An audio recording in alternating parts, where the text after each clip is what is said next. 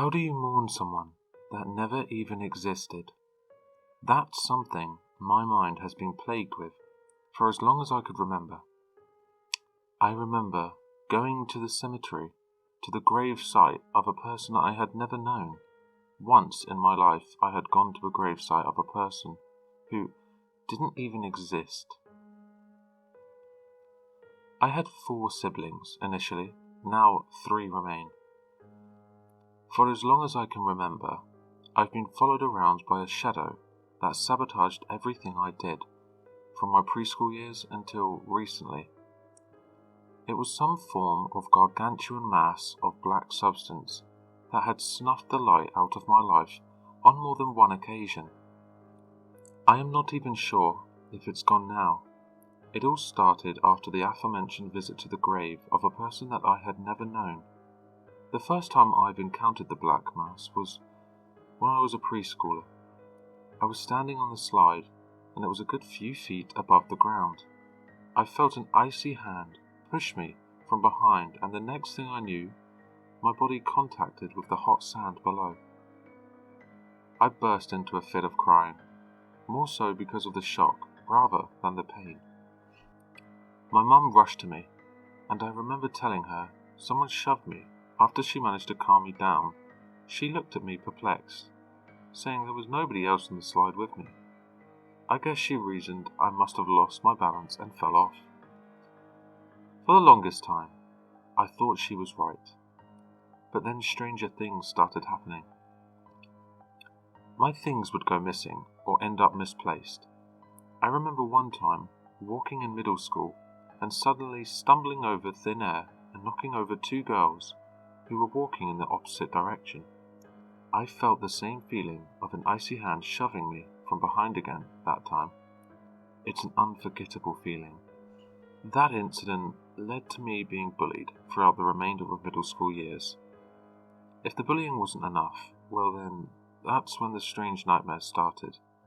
I would dream up about someone or something that looks exactly like me but entirely black. Like the void itself took up a bastardized version of my own form. This thing would chase me around my house until it caught up to me and started choking me. The worst part is I'd wake up unable to breathe. The feeling of 2 cold vice-gripped hands clasped around my throat persisted for a few moments. It only dissipated into nothingness only after a few seconds of me being awake, finally allowing me to breathe again. The nightmares would end up taking many forms. Sometimes the shadow thing would beat me into a bloody pulp. After those, I'd find myself with bruises and random cuts thrown on the floor of my bedroom.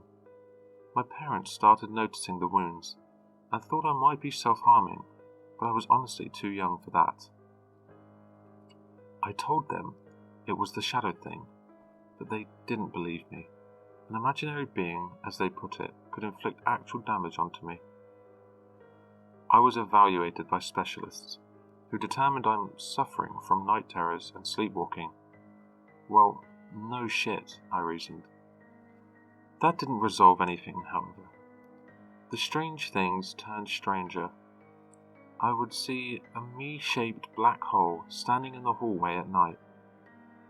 It would stare a hole through me before disappearing once it made sure I was aware of its presence.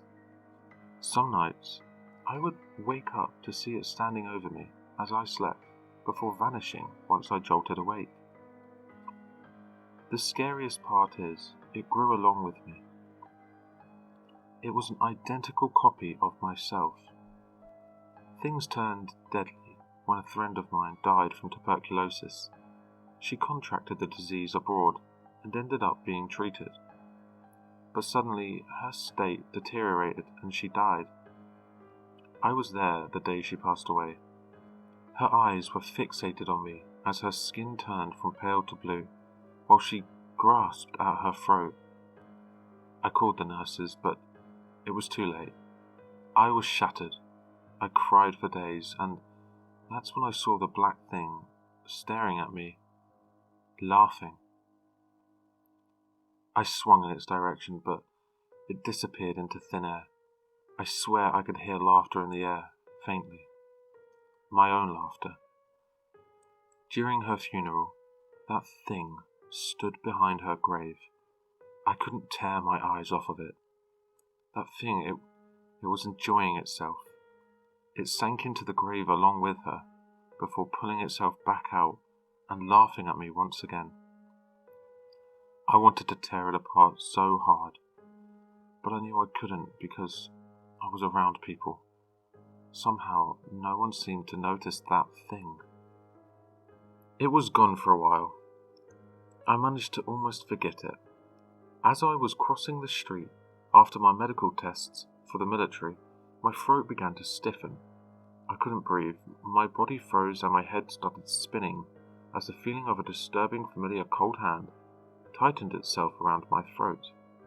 My heartbeat started increasing. I tried moving, but I couldn't. I couldn't do anything. I was paralyzed from the head down. Everything started turning dull and then fading, while my vision and overall sensation of self was being drained away. A pair of lights and the screeching sound of tires violently grinding on concrete shook me awake. I was nearly run over. Fortunately, the driver stopped in time. I didn't know what was going on. I couldn't talk, and I was compensating for lost oxygen by hyperventilating like crazy. A short trip to the hospital revealed that I most likely suffered a panic attack. I wasn't so sure of that. While I was recovering from my anaerobic state, all I could think about was the shadow being, but I couldn't tell anyone about it. It made no sense, not to mention I didn't suffer any further encounters with this thing until one day, in the field, I saw it run across my field of vision. My mind went blank, and my heartbeat entered race mode. Thinking it was the enemy, I almost fired off on some of my own comrades. Good thing my buddy smacked me on the arm before I could shoot. I told him I saw someone suspicious moving, but he told me I was just seeing things. I guess he was right. They were all right. It came to me, eventually, not too long ago. I finally realized the source of my troubles. I finally know the identity of the shadow entity. I had it beaten into me. I was beaten senseless by the truth, quite literally. I got a note from my now aged mother, something she kept away from me for my entire life. I guess she was trying to protect me, pretend like everything was fine, like there wasn't a hole in her heart until Dad died. Bless his soul. I don't know why she did it, but this whole day, it's all so fuzzy now. I just remember reading the note, and my heart sank to my ankles. That note, it punched me in the chest. It punched me straight from my ribcage before grabbing my heart, smashing it to pieces and yanking it out. I only remember going to the bathroom, tears rolling down my cheeks to wash my face. I took a good look at my sorry mug, and my reflection suddenly turned angry. This new look mesmerized me. As I stared at my reflection, the skin on its face crackled and fell off, revealing nothing. A black mass that had the same exact shape as my head. It had no features, other than 2 white holes for eyes and a wide line twisted into an eerie frown for a mouth. The next thing I know, my head is driven into the mirror, and everything turned fuzzy. I don't remember much, but I know I was being thrown around like a rag doll. My wife found me lying in a small puddle of my own blood at the entrance to the bathroom. The bathroom was trashed. All the ceramics were broken, the shower curtain was torn off the hinges, the plastic chair missing 2 legs, the shower head was nearly torn off. An absolute mess. I had cuts and abrasions all over my head, face and arms. I don't know what happened to me that day. All I know is that my wife found me in a broken state. I was covered in blood, tears and snot, still clutching my mum's note. The note said, "Honey, I'm sorry I've kept this a secret for so long.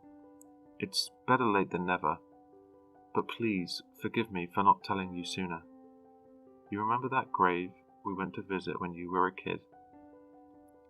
That grave belonged to your brother.